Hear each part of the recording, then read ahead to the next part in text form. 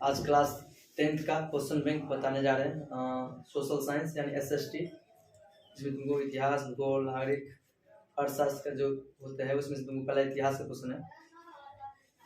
100 marks में से तुमको मात्र इसमें से 80 मार्क्स पूछा जाएगा, जिसमें तुमको 40 टू ऑब्जेक्टिव रहेगा, 20 मार्क मेरा प्रैक्टिकल हो जाएगा, 80 मार्क मेरा एग्जाम लेगा, 80 मार्क तुमको 40 टू ऑब्जेक्टिव रहेगी, फिर 40 नंबर का तुम्हारा एग्जाम मतलब रिटर्न होगा। वो रिटर्न यानी सब्जेक्टिव बनाने जा रहे हैं। ऑब्जेक्टिव तो रट लोगे, इसी तरह याद हो जाएगा, लेकिन सब्जेक्टिव ऑब्जेक्टिव तुम्हारा अच्छा गया तो ठीक है, प्लस पॉइंट तो रखा ही हुआ है, लेकिन सब्जेक्टिव तुम अच्छा से पढ़ लेते हो तो तुम्हारा 400 नंबर लाने का टारगेट बन जाएगा, प्लस पॉइंट हो जाएगा। इसलिए फोकस ऑफ सब्जेक्टिव एग्जामिनेशन 2022 देखते हुए क्वेश्चन बैंक 2021 जो पिछले साल पूछा हुआ था।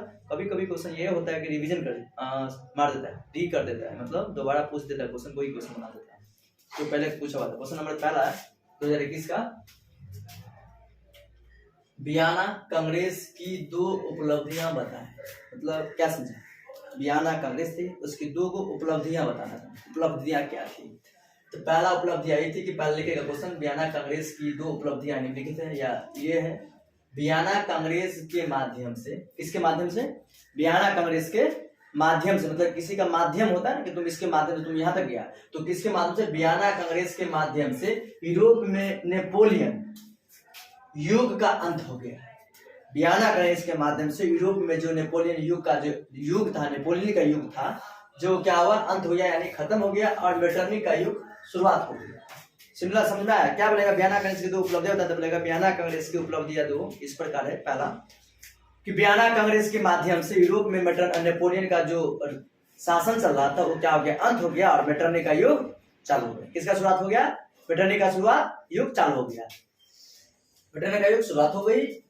दूसरा, फ्रांस में वियना व्यवस्था के तहत, क्या फ्रांस में वियना व्यवस्था के तहत फ्रांस का क्रांति के पूर्व की व्यवस्था हो गई। पूर्व की व्यवस्था को स्थापित करने के लिए बुर्गो राजवंश के पुनः स्थापित किया गया, मतलब उसको खत्म कर पुनः शासन बनाने के लिए। इससे पहले क्या था? बुर्गो वंश को हटा करके डायरेक्ट नेपोलियन का शासन चलने लगा, फिर नेपोलियन शासन जो खत्म हो गया उसके बाद फिर पुनः स्थापना किया गया। किससे किया गया? तो बुर्गो वंश का किया गया। क्या स्थापना किया हुआ था? इसके बाद कौन इसका राजा बना? लुई 18वां फ्रांस का राजा बना। क्या बना? लुई 18वां राजा बना। इसी का 2 उपलब्धियां थी। क्वेश्चन 2 नंबर है, औद्योगिक क्रांति के किन्हीं 2 नकारात्मक, औद्योगिक मतलब कारखाना लगाने के लिए किन्हीं 2 नकारात्मक, मतलब नकारात्मक का समझे क्या है? नेगेटिव नोट नहीं वाला बात बताना है कि क्या कमी होगी, क्या घटना खुल गया जिसमें, तो प्रभावों को बताया। तो क्या लिखा? घरेलू उत्पादन पहली का स्थान कारखाना पद्धति ने ले लिया। जो पहले घर में उत्पादन हुआ करता था उसके बाद क्या हो गया? वो कारखाना में उत्पादन होने लगा। क्या होने लगा? कारखाना में बने लगा। जब घर में तोड़ा बनाया तो महंगा बनेगा, कारखाना में जाएगा तो सस्ता पड़ेगा, नहीं बनेगा। मान लो तुम वही बिस्कुट को 5 रुपए दाम है यहाँ पर, तो कारखाना में जाएगा तुमको मात्र 1 रुपया में मिलेगा पैकेट। जो 5 रुपए में यहाँ मिलता है वहाँ कितना मिलेगा? 1 रुपया बनेगा। क्यों? क्योंकि घर में बनाने में बहुत सारा कम आदमी लगता है, बहुत सारा टाइम लगता है। वहाँ कारखाना में मशीन से तैयार किया जाता है या हाथ से तैयार करता है। तुम यहाँ 1 स्वेटर बनने में तुम 2 दिन लगाते हो, वहाँ एक दिन में वो 100 स्वेटर बिन देगा, मशीन मिलेगा नहीं। तो वह क्या पड़ेगा? सस्ता पड़ेगा, और यहाँ क्या होगा? महंगा पड़ेगा। यह क्या हुआ? घरेलू में जो घर में उत्पादन हुआ करता तो कहाँ होने लगा? कारखाना। कहाँ होने लगा? कारखाना में होने लगा। कहाँ होने लगा? कारखाना में होने लगा। ले लिया, फलस्वरूप गृह उद्योग नष्ट हो गया। घर में जो उद्योग था वो क्या हो गया? नष्ट हो गया, मतलब खत्म हो गया। जो घर में पहले काम हुआ करता था अब कहाँ होने लगा? कारखाना में होने लगा। कहाँ होने लगा? कारखाना में होने लगा। इससे हम यह कह सकते हैं कि कारखाना उद्योग आने से पहले क्या घर के जो उद्योग थे वो क्या हुआ? नष्ट हुआ, मतलब खत्म हो गया। क्या हो गया? खत्म हो गया। फिर दूसरा ये बता सकते हैं कि औद्योगिक क्रांति के फलस्वरूप बेरोजगारी में वृद्धि हो गई। औद्योगिक क्रांति के फलस्वरूप क्या हुआ? बेरोजगारी में क्या हो गया? वृद्धि हो गई। वृद्धि मतलब हो गया बढ़ गया। मान लो अभी 10 आदमी घर में कोई मिलकर काम कर रहे हैं, और 10 कोई काम का अकेले कंपनी काम कर रहा है। मान लो 10 स्वेटर 10 आदमी बनेंगे, 10 स्वेटर 10 आदमी बनेंगे, और 10 स्वेटर एक मशीन बिन देगा तो 9 आदमी बेरोजगार हो गए। क्योंकि मशीन चलाने का भी कहेगा सर जी, तो मशीन अपने थोड़ी चलेगा, उसको तो आदमी चलाएगा। देखो मशीन पे क्यों आदमी बैठेगा कि 10 आदमी बैठेगा? एक मशीन पे कौन चलाएगा? 1 आदमी चलाएगा। एक मशीन पे 1 आदमी चलाएगा, लेकिन एक मशीन पर से कितना काम करेगा? 10 को काम करेगा। कितना काम करेगा? लेकिन 10 आदमी 10 स्वेटर बिन देता तो 9 आदमी तो बेरोजगार हुआ ना। यही बता रहा है कि औद्योगिक क्रांति के फलस्वरूप बेरोजगारी में वृद्धि हो गई। बेरोजगारी में क्या हो गई? वृद्धि हो गई। आशा करते तुम लोग को अच्छा समझ में आया होगा। क्वेश्चन नंबर 3 तुमसे क्वेश्चन पूछेगा, कोई भी क्वेश्चन इस टाइप का क्वेश्चन पूछ, हम इतना छाप देना, आंसर तुम्हारा 100% हो जाएगा। लिखा बिहार के किसान आंदोलन पर एक संक्षिप्त टिप्पणी लिखे, या कहेगा चंपारण सत्याग्रह पर एक टिप्पणी लिखे, या कहे सोचेगा किसान आंदोलन पर टिप्पणी लिखे, या किसान आंदोलन के बारे में आप क्या जानते हैं, किसान आंदोलन के बारे में 2 चर्च लिखे, क्या उसके बारे में तुम डेफिनेशन लिखे, कुछ भी कहे, खाली किसान का बात हो तो इतना लिख दे। क्या समझे? खाली किसान का बात किया जाए कि किसान पे आंदोलन का एक लेख लिखे या संक्षिप्त विवरण दे या परिवार परिचय दे, तो तुम डायरेक्ट इतना बात लिख देना, तुम्हारा क्वेश्चन आंसर हो गया। 2 नंबर का 100% पूछ जाएगा। क्वेश्चन क्या आएगा? बिहार के किसान आंदोलन का एक संक्षिप्त या लेकर चंपारण सत्याग्रह कब हुआ, या किसने चलाया, क्यों चलाया, क्या हुआ, उसके बारे में लिखो। क्या लिखेगी? सिंपल बात समझो, क्वेश्चन बन जाएगा तुम्हारा। क्या कह रहा है? महात्मा गांधी, महात्मा गांधी जानते हो? महात्मा गांधी कौन है? बापू है। उसे क्या कहते हैं? बापू कहते हैं ना, राष्ट्रपिता कहते हैं महात्मा गांधी। जन्म कब हुआ? 2 अक्टूबर 1869 में जन्म हुआ। कहाँ? गुजरात के पोरबंदर जिला में। कहाँ? पोरबंदर, गुजरात में राज है। गुजरात क्या है? राज है। और वहाँ का कौन है? पोरबंदर जिला में वहाँ का जन्म हुआ 2 अक्टूबर 1869 में। इसका नाम महात्मा गांधी, बचपन का नाम मोहनदास करमचंद गांधी। और उसका क्या नाम था? डायरेक्टली मृत्यु हो गया 30 जनवरी 1948 को, इसलिए हम 30 जनवरी को कौन दिवस मनाते हैं? शहीद दिवस मनाते हैं। अभी जो पीएम है, प्रधानमंत्री जी, वो कहाँ गए? गुजरात के। गुजरात से मतलब वो गुजरात के कौन? नरेंद्र मोदी जी कहाँ गए? गुजरात के। कहाँ गए? तुमको ये क्वेश्चन पूछ रहा है कि महात्मा गांधी के भारतीय राजनीतिक में किसान आंदोलन को एक नई दिशा मिली। क्या मिली? महात्मा गांधी क्या दिया? एक नया दिशा दे दिया। क्या दे दिया?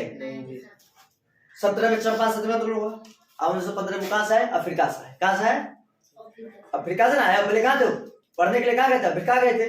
अफ्रीका से कब आए? 1915 ईस्वी में। क्वेश्चन आगे करेगा कि गांधी जी अफ्रीका से कब आए? 1915 में आए। लेकिन चंपारण सत्याग्रह आंदोलन कब हुआ? 1917 में। किसान आंदोलन 17 में बता रहा है। तो महात्मा गांधी के भारतीय राजनीति में किसान आंदोलन को एक नई दिशा मिली। कौन दिशा मिली? नया दिशा मिली। इन्हें में एक प्रमुख है चंपारण आंदोलन। उन्हीं में क्या एक? उन्हीं में से एक प्रमुख क्या है? चंपारण आंदोलन है। क्या बात समझिए? इससे लिखोगी कि महात्मा गांधी के भारतीय राजनीति में किसान आंदोलन को एक नई दिशा मिली। इन्हीं में एक प्रमुख आंदोलन है चंपारण। इसमें एक प्रमुख आंदोलन कौन है? चंपारण। बताओ चंपारण आंदोलन कब हुआ? 1917। कहेगा चंपारण किस राज्य से संबंधित है? किस राज्य से संबंधित है चंपारण? ऑप्शन: गुजरात, बिहार, पटना। पटना तो राजधानी है। महाराष्ट्र तो कर्नाटक। कौन होगा? गुजरात। बिहार। खेड़ा है गुजरात में, जो 18 में हुआ। खेड़ा आंदोलन कब हुआ? 1918 में। और चंपारण कब हुआ? 1917। तो 17 के जस्ट बाद वहां के किसानों के लिए वहां पे जो आंदोलन चला उसे नाम दिया खेड़ा, और इसे नाम जो बिहार में चला उसे क्या नाम दिया गया? चंपारण। चंपारण में हुआ था। 3 कठिया पद्धति लिखा हुआ था, देखो यहाँ पे। ये समझ गया प्रमुख एक आंदोलन है बिहार के चंपारण जिले में। कौन जिले में? है ना, बिहार। क्वेश्चन आएगा कि चंपारण किस राज्य से संबंधित है? जैसे कहेगा तुम्हारा मिथिला पेंटिंग किस राज्य से संबंधित है? कहेगा मिथिला पेंटिंग जो है तो किस राज्य से संबंधित है? बिहार से। कौन जिला से? मधुबनी से। एशिया फेमस है। एशिया में कहा जाता है कि मिथिला पेंटिंग किससे संबंधित है? किस राज्य से? तो बिहार से। बिहार किस लिए जाना जाता है? मिथिला पेंटिंग के लिए ज्यादा जाना जाता है। तो बिहार के चंपारण जिले में नील उत्पादक किसानों की स्थिति बहुत ही दयनीय थी। दयनीय मतलब कमजोर थी। क्या थी? नील उत्पादन करने के बाद क्या होता था? जिस खेत पर जो नील उपजा दो एक बार, उसके बाद से बंजर हो जाता था। क्या हो जाता था? तो इससे क्या हो जाता था? उसका ये स्थिति क्या था? दयनीय मतलब गरीब मजदूर कहते दयनीय थे। जन्म की स्थिति में ही बहुत ही दयनीय थी। यहाँ 3 कठिया व्यवस्था। कौन व्यवस्था? कहेगा 3 कठिया व्यवस्था किस आंदोलन से संबंधित है? तो चंपारण से। 3 कठिया पद्धति कहाँ लगा? 3 कठिया पद्धति। 3 कठिया व्यवस्था प्रचलित थी, जिसमें किसानों को अपनी भूमि के 3/20 कितना भागा पर? 3/20 पर क्या कहता था? उसको क्या टैक्स लिया जाता था? 3 मतलब 20 कट्ठा खेत है, उसमें 3 कट्ठा खेत को क्या करेगा? नील खाली उग जाएगा। और नील उग जाएगा तो कौन ले जाएगा? इंग्लैंड वाला ले जाएगा। इंग्लैंड।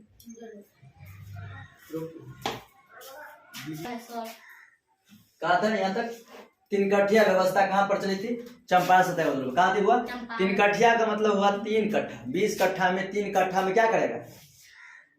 नील का खेती करेगा। क्या करेगा?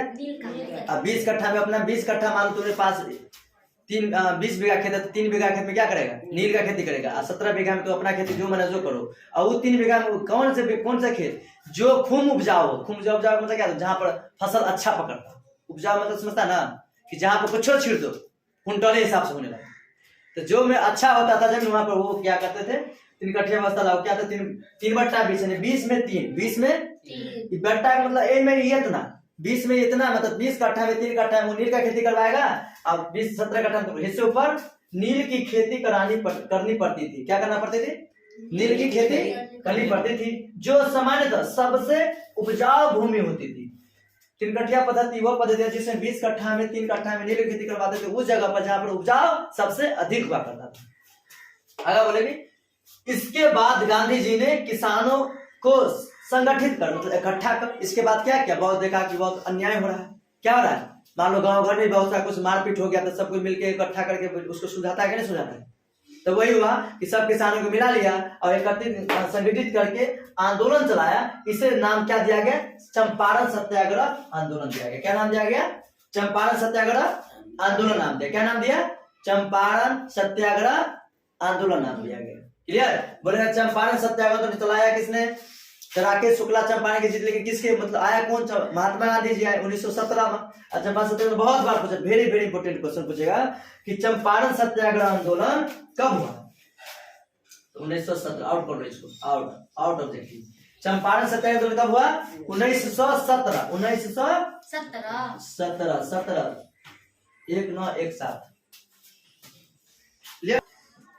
क्या लिखा है बाबा, असलम पद्धति की शुरुआत कैसे। असलम बस्ती की मतलब हुआ बहुत घिनौना एरिया जहाँ पर रहने का तरीका न हो, खाने पीने का भी तौर तरीका नहीं हो, मतलब स्कूल ना हो, स्वस्थ का हॉस्पिटल नहीं हो, उसी को असलम बस्तियाँ कहते हैं। असलम बस्ती की शुरुआत कैसे हुआ, असलम बस्ती की मतलब क्या समझा, केवल असलम बस्ती वो है जहाँ पर मनुष्य को रहने के लिए अच्छे आवास का व्यवस्था ना हो, अच्छे मार्ग ना हो, बिजली का उपलब्ध नहीं हो, बहुत से एक ही मकान में 100 आदमी का रहना हो, ये हुआ असलम बस्ती। मतलब घिनौना एरिया जहाँ पर बहुत सारा घिनौना एरिया होता है, जहाँ पे मतलब असलम मतलब झुग्गी झोपड़ी में चले जाओ, बाहर में बहुत सारा बाहर के आदमी से जाकर बना लिया घर। अब तनिके दूरी में इतना बड़ा घर से बनल रहेगा ना कि तुमको जाने का मन नहीं करेगा, इतना बेकार इलाका। हम गए थे कहीं यूपी में, देखते हुए कहीं हर जगह। ओखला में चल जाओ, दिल्ली का सबसे घिनौना एरिया कौन है, तो ओखला है दिल्ली का। बहुत सारा रहने का तरीका नहीं होना।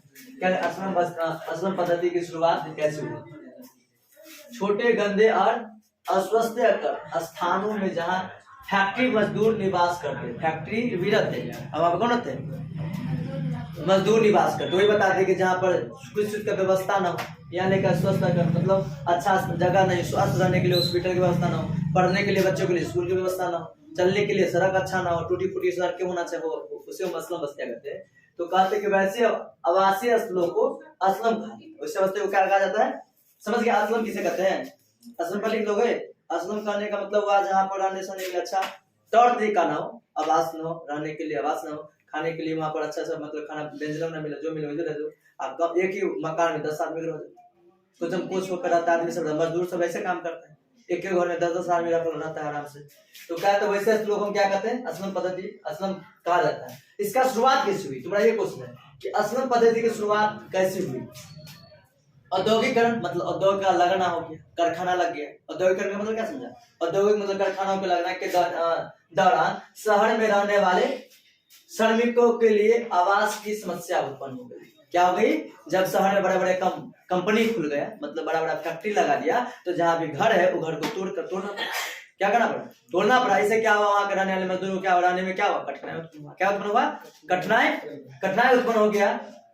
सभी को लेना आवास की समस्या उत्पन्न हो गई और उन्हें नागरिक स्थितियों में रहने के को विवश होना पड़ा। क्या होना पड़ा, रहने के लिए विवश होना पड़ा। इसी प्रकार असलम क्षेत्र का शुरुआत, इसी प्रकार क्या हुआ, असलम पद्धति का शुरुआत हुआ। तो असलम पद्धति तुमको डायरेक्टली कह सकते हो ऐसे कि असलम बस्ती हम उसे कहते हैं जहाँ पर कारखाना लगाने लगे, वहाँ पर क्या रहने के लिए जगह कम हो गई, समाज जहाँ घर तक तोड़ के बड़ा बड़ा फैक्ट्रिया लगा दिया गई, और उसके लिए क्या असलम का शुरुआत असलम कहते हैं। असलम पद्धति का शुरुआत औद्योगिकरण से हुआ। असलम पद्धति का शुरुआत कैसे हुआ, औद्योगिकरण से हुआ। औद्योगिकरण मतलब उद्योग कारखाना लगने लगे, इससे क्या घर तोड़ कर हटा दिया गया और उसके क्या रहने के लिए आवास कमी हो गई, उसकी उत्पन्न हो गई।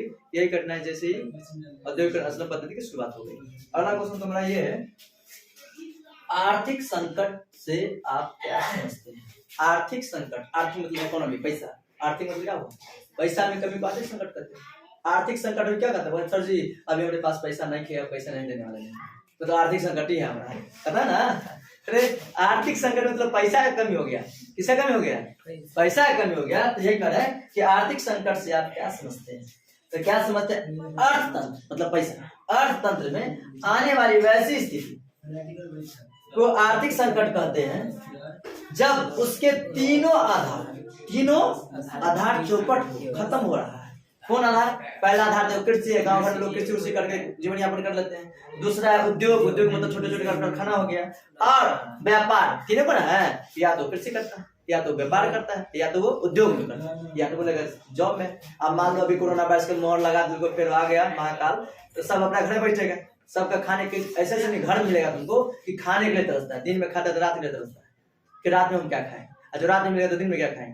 बहुत सारा महामारी के कारण ये सब होता है। तो आर्थिक संकट ये भी हो सकता है, आर्थिक संकट में भी लगाया जाता है आपातकाल की घोषणा की जाती है। संकट व्यापार का विकास अवरोध हो जाता, मतलब रुक जाता, क्या हो जाता है, अवरोध हो जाता जाए, तो लाखों लोग बेरोजगार हो जाते हैं, लाखों लोग क्या हो जाते हैं, बेरोजगार। तो आर्थिक संकट क्या कहते हैं, आर्थिक संकट। समझा आर्थिक संकट क्या हुआ, आर्थिक संकट का मतलब पैसा में बंद हो जाना, पैसा खत्म हो जाना, इसे हम आर्थिक संकट कहते हैं।